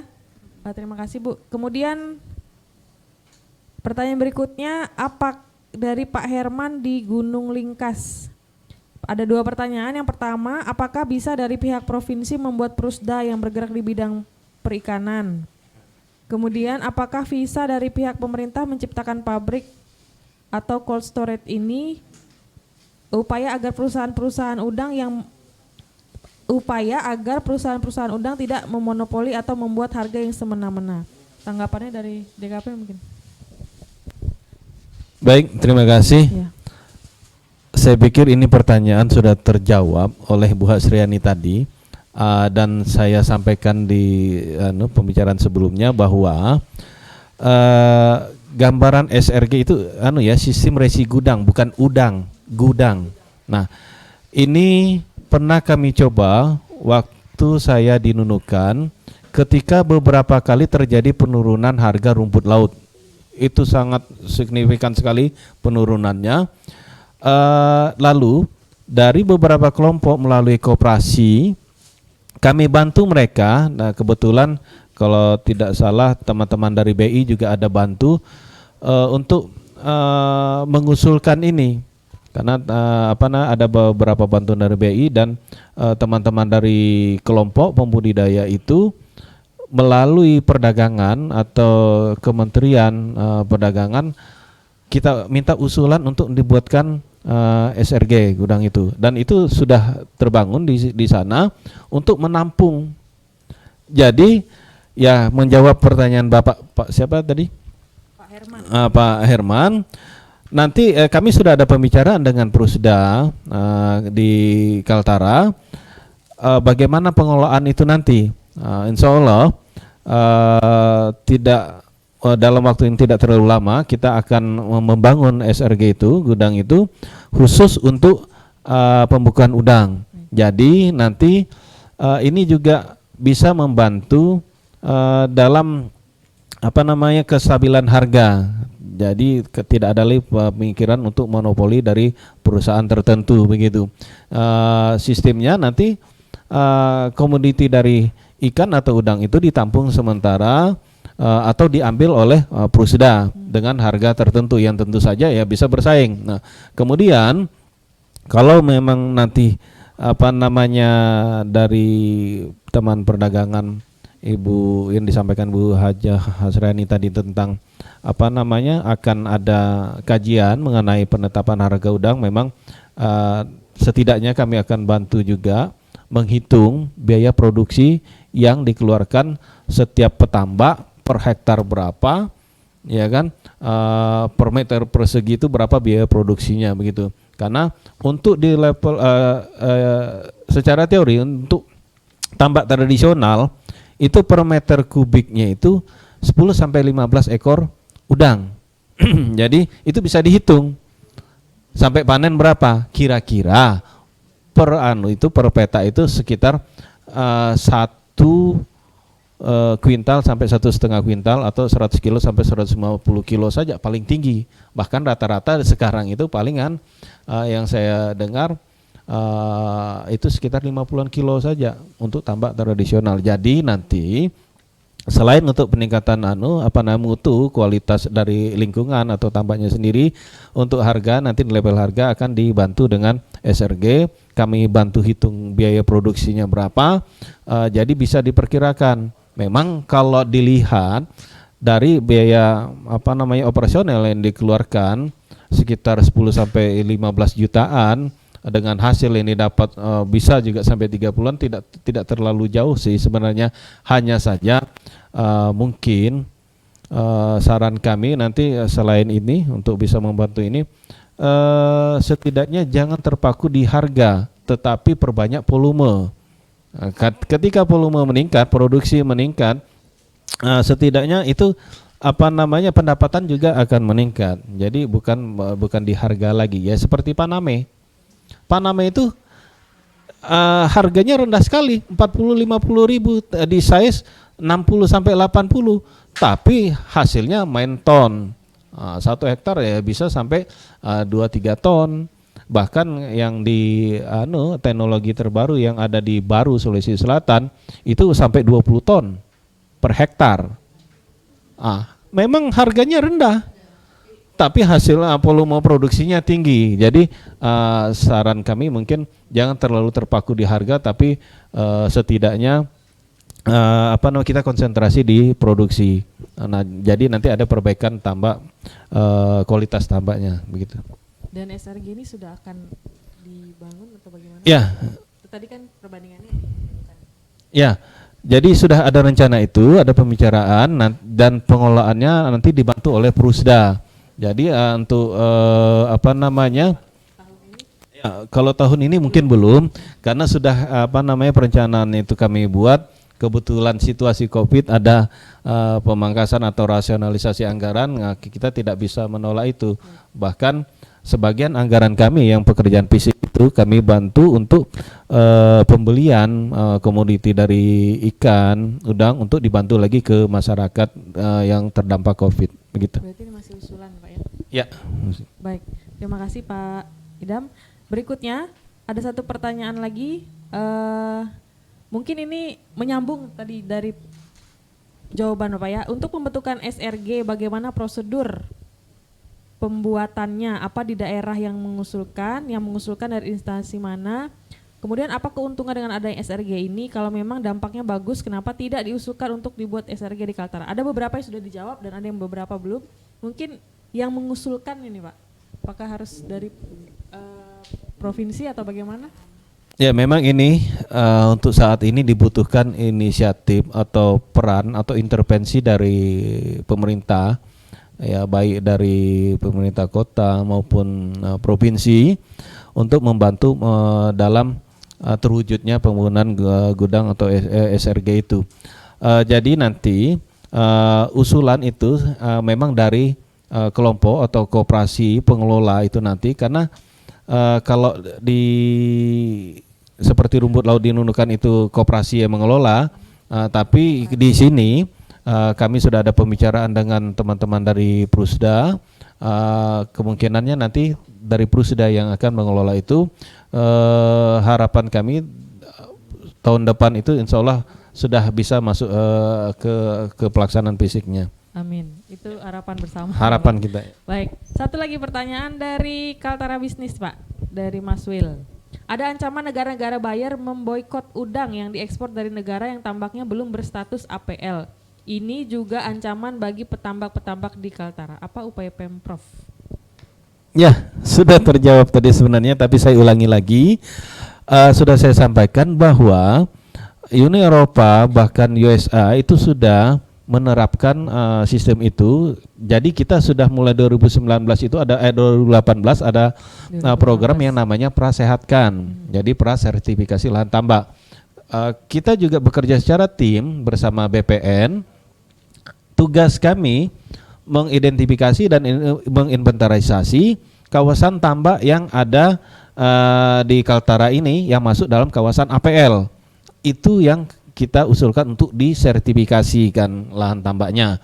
Nah, kemudian yang di luar 78.000 itu sekitar 50 sampai 70.000 hektar yang di kawasan hutan produksi itu tetap kita usulkan, tetapi melalui program perhutanan sosial.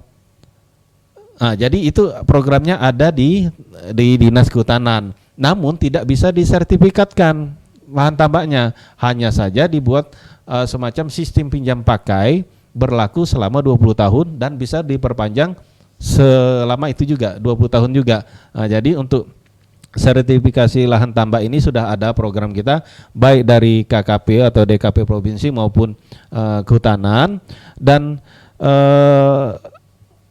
sebagai informasi saja, beberapa waktu yang lalu Pak Gubernur sudah ada melakukan presentasi di Kementerian Kehutanan dan LH bahwa akan ada usulan dari kawasan kita yang masuk hutan produksi itu akan di-APL-kan khusus untuk yang sektor pertambakan. Jadi sekitar 50 sampai 70.000 itu diusulkan untuk di-APL-kan semua khusus tambak. Ini berita bagus buat kita semua. Semoga ini bisa terwujud. Ya. Baik, dengan demikian pertanyaan yang ada masuk di kita sudah dijawab semua. Semoga dapat dipahami ya. Kita akan break dulu sesaat. Jangan kemana-mana, tetap di Respons Kaltara.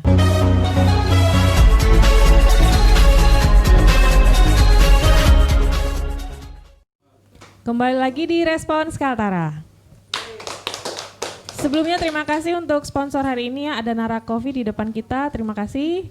Kemudian kita akan melanjutkan ke closing statement, kita mendengarkan penjelasan kesimpulan dari masing-masing narasumber. Yang pertama, saya mau ke Pak Nur Hasan. Halo Pak Nur Hasan, silakan menyampaikan closing statement terakhir untuk 3 pihak yang sudah ada di sini atau untuk Pradi. Oh ya, terima kasih. Jadi tadi dari Desprindako menyatakan bahwa akan ada membuat residu gudang. Ya, kita dari HNSI dan masyarakat sepakat, sangat setuju juga. Cuman perlu dipertimbangkan bahwa satu hal, kalau rumput laut nilai ekonomisnya harga rumput lautnya berkisar hanya 10.000 sampai 15.000, tertinggi mungkin di 18.000. Sementara harga udang nilainya selalu di atas 200.000, apalagi yang size 20 bisa sampai 200.000. Artinya untuk 1 ton saja dana yang mau disiapkan lebih dari 100 juta sampai 200 juta. Kalau 10 ton berarti 2 miliar. Nah, inilah yang perlu dipertanyakan. Siapa yang nanti yang membeli? Siapa yang akan mengelola, bagaimana langkahnya? Saran kami perlu ditindaklanjuti dengan yang ada di Bank BI. Bank BI yang selaku regulasi perbankan, nah, mungkin perlu dilibatkan untuk penentuan siapa-siapa bayar-bayar yang ada di luar. Nah, jadi terkesannya bahwa memang sebelum dibuka, memang sudah ada potensi-potensi bayar yang ada, yang mau mengambil dari udang-udang yang dititipkan di residu gudang. Itu yang pertama. Yang kedua, kami harapkan dari Bank BI bisa supporting benar-benar untuk di produktivitas udang. Karena kemarin dari BI juga kemarin sempat kami diajak untuk peningkatan produksi bibit nener. Nah, ini langkah konkretnya yang kita sangat setuju. Dan itu juga yang kami minta kalau bisa ditingkatkan untuk benur udang. Bagi kami mungkin begini Pak, dari Kabit Budidaya, tambak kita ini kan luasannya 70.000 hektar yang APL, luas yang hampir kurang lebih 60.000 lebih yang di KBK dan yang lain. Untuk meningkatkan produksinya saja, kita akan membutuhkan biaya yang besar. Dari DKP saya yakin juga akan kesusahan untuk meningkatkan produksi secara keseluruhan. Yang kami usulkan, dari DKP fokus aja di peningkatan produksi. Dengan cara seperti apa? Salah satunya adalah membuat tambak percontohan yang versinya dari DKP seperti apa. Kalau itu berhasil, dari DKP mungkin mengatakan contohnya 10 hektar, ya kita coba 10 hektar. Kalau menurut DKP 5 hektar, 5 hektar. Dan kalau itu berhasil, saya yakin masyarakat Kaltara ini sangat menerima masukan-masukan dan contoh-contoh yang berhasil. Kalau itu DKP bisa menghasilkan dari produktivitasnya, dari 1 hektarnya itu bisa sampai 100 kilo per hektar, artinya 10 hektar itu bisa dapat 1 ton, masyarakat akan berpikir bahwa mereka akan contoh dari DKP. Tapi kalau kita hanya bercerita bahwa ini benar, ini salah, mereka nggak mau. Kenapa? Teorinya masyarakat lebih banyak. Contoh saja mereka dengan cara A, B, C, D itu sudah pernah mereka coba. Pakai bawang, pakai gula, pakai semen itu pernah dicoba sama masyarakat. Artinya apa? Mereka hanya mau tahu bagaimana meningkatkan produksi, bukan bagaimana teori ini A, B, C. Profesor sekalipun kalau tidak berhasil ya mereka nggak mau. Tapi seorang petambak biasa pun kalau berhasil ya mereka akan contoh. Nah, jadi itu lebih baik menurut kami dari DKP untuk concern di produksi, bagaimana peningkatan produksinya dari segi contoh tambak percontohan. Mungkin dipilih lah salah satu, mungkin di Bulungan, mungkin di KTT, mungkin di Nunukan, ataupun di Tarakan.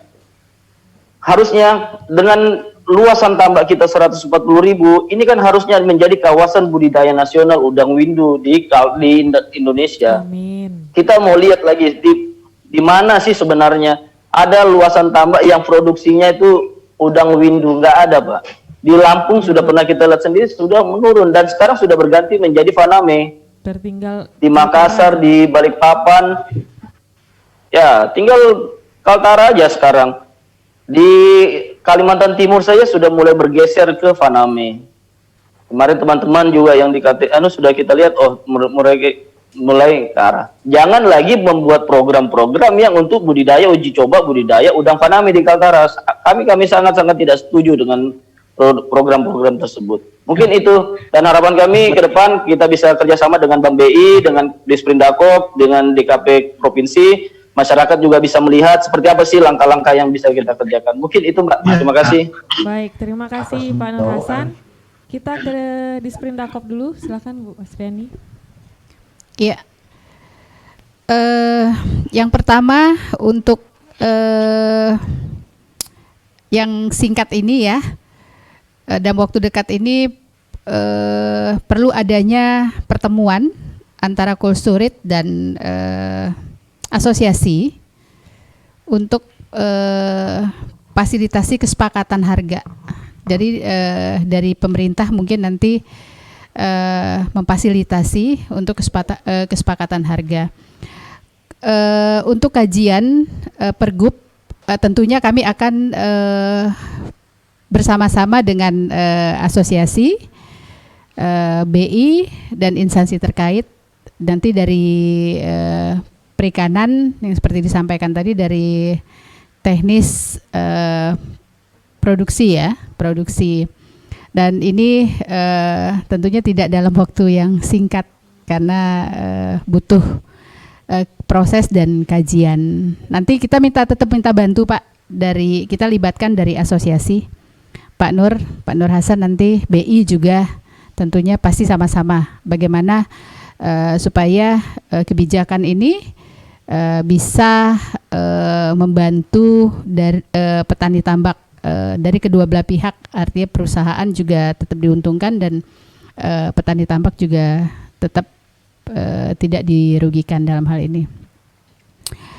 Dan harapan kita mungkin dengan adanya SRG nanti juga bisa membantu dan yang disampaikan tadi oleh Perikanan bersama-sama dengan Perusda. Jadi optimalisasi BUMD dalam hal ini Perusda. Nanti kami dari perdagangan juga insya Allah siap membantu.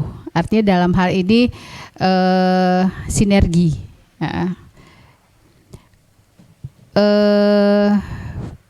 Mungkin itu aja. Baik. Ya, terima kasih. Terima kasih dari Disprindakop, kemudian dari DKP silakan Pak Idam. Baik, untuk closing statement dari DKP Kaltara bahwa untuk peningkatan produktivitas tambak atau udang, penekanannya tentu saja pertama manajemen SDM-nya dulu, baik si pemilik maupun penjaga tambaknya, bagaimana memelihara atau cara budidaya ikan yang baik itu yang mengikuti anjuran, kemudian manajemen lingkungannya untuk baik dari tanah, lahannya maupun sistem pengairannya, kemudian baru ke teknologi. Seperti yang disampaikan oleh Pak Nur Hasan tadi, kami sebenarnya sudah ada upaya untuk mencari beberapa titik lokasi yang untuk kami jadikan demplot atau tambak percontohan yang baru kami dapat di daerah Sajau satu, nanti kemudian ada satu titik lagi di dekat Tarakan di sekitaran Sadau atau Tanjung Karis. Itu sehingga ada perbandingan, mungkin nanti kami akan terapkan mulai dari sistem tradisional plus semi intensif maupun intensif, kami akan uji coba. Tentu saja tergantung teman-teman dari Pemprov juga bagaimana pendanaannya bisa dialokasikan. Demikian, terima kasih. Assalamualaikum warahmatullahi wabarakatuh. Baik, terima kasih Pak Idam. Kemudian yang terakhir dari BI, dari Pak Yufrizal, silakan closing statement-nya untuk seluruh pihak yang sudah hadir. Halo Pak Yufrizal. Baik, kami ingin, ya baik, terima kasih. Di closing statement ini, kami ingin menyampaikan 3 hal. Yang pertama, kita harus optimis. Baik. Bahwa masalahnya akan selesai dan petani juga nanti akan sejahtera ya. Yang kedua, bersama kita bisa. Kami tadi sudah menyimak dari awal sampai akhir, sudah sangat jelas bagaimana langkah-langkah yang ditempuh, seperti SRG, melibatkan perusahaan daerah, kemudian juga ada pergub, kemudian juga dibuat demplot. Nah, untuk SRG ini secara singkat seperti ini sebenarnya. Kami dulu menangani SRG untuk padi dan kopi. Jadi setelah panen, itu harganya kan biasanya turun. Misalnya panen padi. Jadi ditaruh di SRG, kemudian petani itu memperoleh resi. Itulah yang disebut dengan skema resi gudang. Nah, resi ini, tanda terima itu bisa digunakan sebagai agunan untuk meminjam ke bank. Nanti pada waktu harga naik, dijual. Terus dibayar kembali pinjaman ke bank.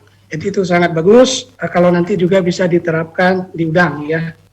Jadi nanti juga kami mendengar tadi akan dibuat RTL, rencana tindak lanjut, ada yang jangka pendek, ada yang jangka menengah, dan juga ada yang jangka panjang. Terima kasih, sangat bagus sekali dan saya kira tidak sia-sia pertemuan hari ini ya. Terakhir kami ingin menutup dengan sebuah pantun. Nah, Siap. hujan lebat di kota Tarakan, mencari udang, memakai jukung. Terima kasih kami ucapkan. BI Kaltara siap mendukung. Baik, kita berikan aplaus sekali lagi untuk 4 narasumber yang sudah bergabung dalam Respons Kaltara hari ini. Terima kasih Pak Yufrizal untuk closing statementnya. Terima kasih untuk semua pihak ya. Dengan demikian berakhirlah Respons Kaltara kali ini. Terima kasih sekali lagi untuk semua perhatian telah berpartisipasi dan narasumber yang sudah hadir. Mohon maaf jika ada kekurangan. Juga terima kasih kepada Sobat Pelita FM Tanjung Selor, Sobat Kaltara Tanjung Selor, Pesona FM Tanjung Palas, dan Radar Tarakan.